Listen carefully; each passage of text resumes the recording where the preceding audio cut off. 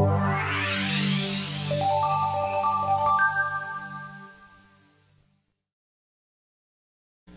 I'm Janine Latus. I'm the author of this book, If I Am Missing or Dead, a sister's story of love, murder, and liberation.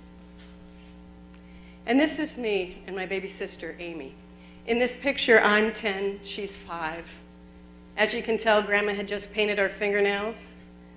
We're wearing Grandpa's shirts and are about to do a song and dance routine for the family. Yes, my mother did cut my bangs.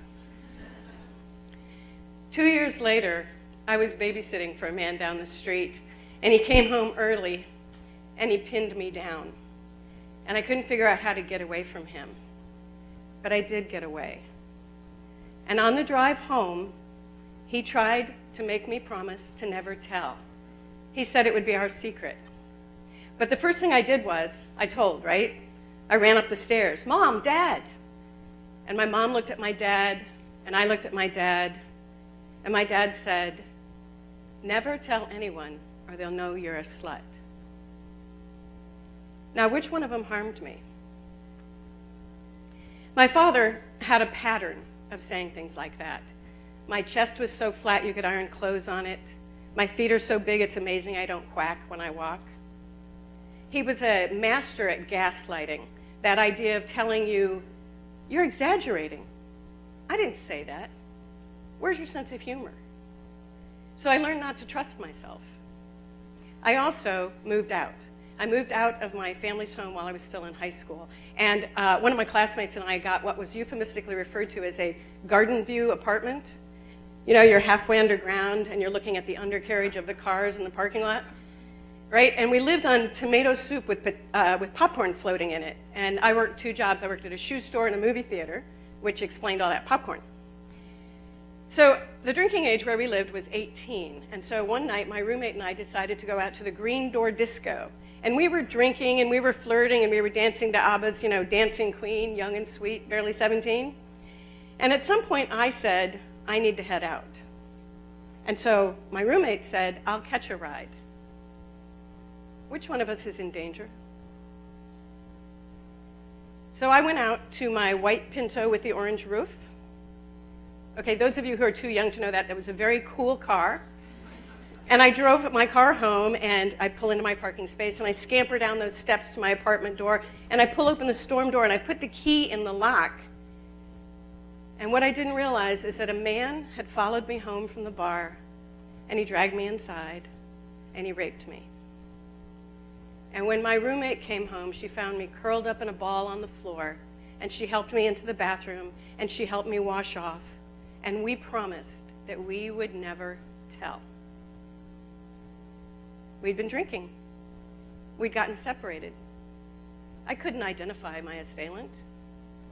Everybody would know that I was a slut. I happened to be lucky. I happened to be resilient. And so I finished high school, and I went to college, and I went to graduate school. And while I was in graduate school, I was paying the bills by working in a hospital pharmacy.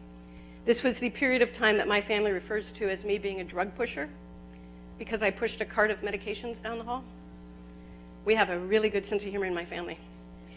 Anyway, I met this guy, and he was great. He was good looking, he was intelligent, he was a medical student, he had a trust fund, and he made me better. Like after a party, he'd tell me that my jokes actually aren't funny, and that I laugh like a hyena, and that maybe I shouldn't do that so much. Or I'd come down the stairs in my jeans and my hoodie, and he'd go, "You're going out with me, dressed like that?" And so I learned not to laugh. I learned not to tell jokes. I learned not to feel comfortable in my own clothing. He made me better, right? Except he didn't make me better. He would say things like, "Nobody else is ever going to want you," or "You're lucky I'll even go out with you." He made me smaller. He took my vulnerability, my fear that I'm not good enough, and he used it to control me. He built himself up by knocking me down. Now, you guys know this, right? That your partner is supposed to help you blossom into the fullest version of yourself you can be, right? They're supposed to say, what are your wants? What are your hopes? What are your dreams? How can I help you get there, right? They're supposed to make your life bigger. They're supposed to make you bigger.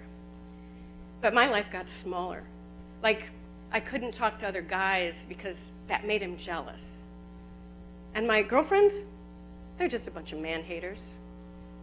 And family, we're family now. Until my life was really small. Because, you know, abusers isolate, right? They make it so that you can't get perspective from anybody else. And the thing is there were warnings. When I was at his parents' house, his mother would scurry around and wait on her father. When she moved around, it looked like she was walking on eggshells. And our kids copy our behavior. So I shouldn't have been surprised when a month or so later, he and I went on a ski trip. And again, I'm a graduate student, so I'm poor. And he's a trust fund baby, so he's paid for our plane tickets, our lift tickets, our hotel room.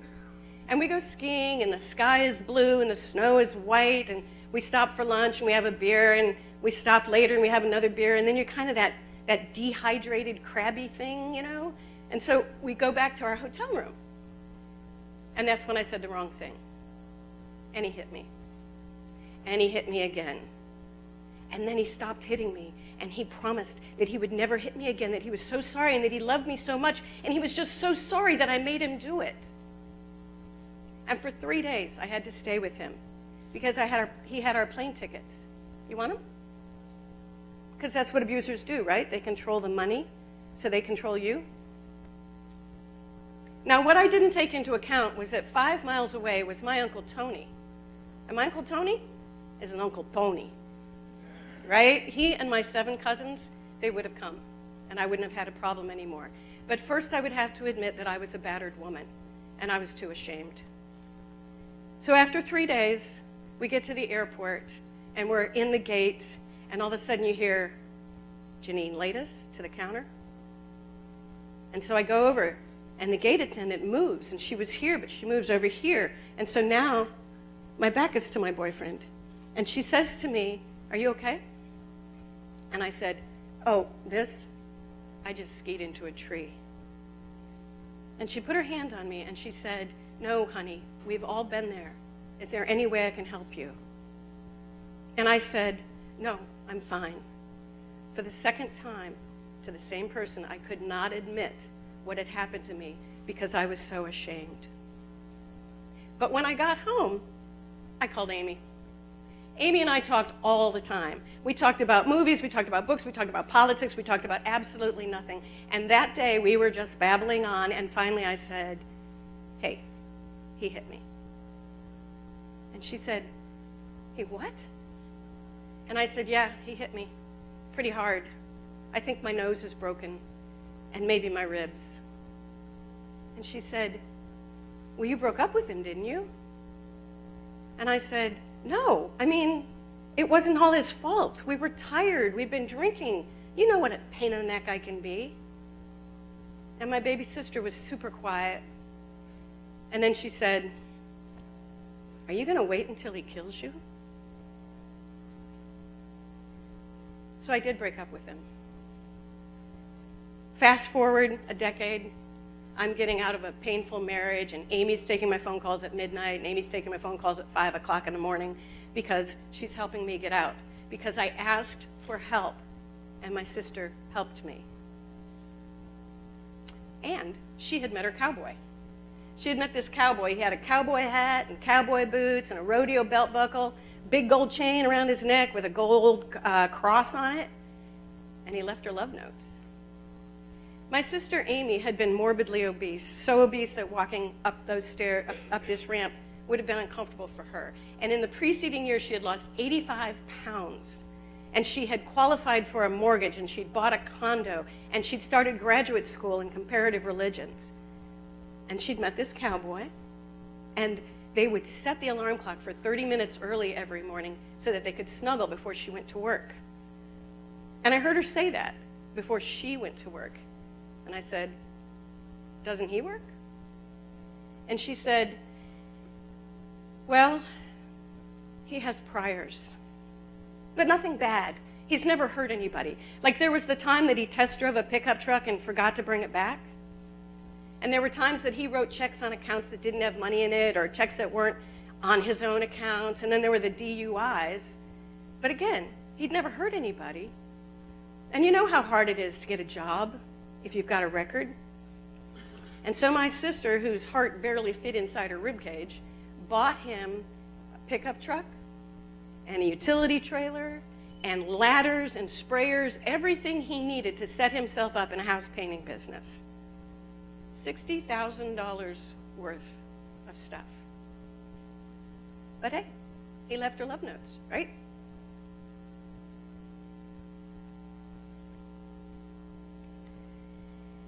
It was the 4th of July, and I was talking to my sister. She had planted begonias.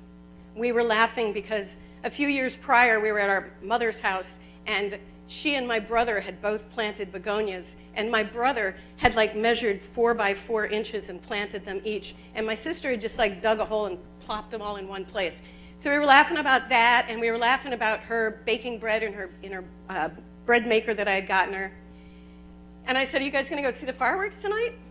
And she goes, "We're going to make our own fireworks." And we laughed, and I said, "I love you." And she said, "I love you too." And we got off the phone.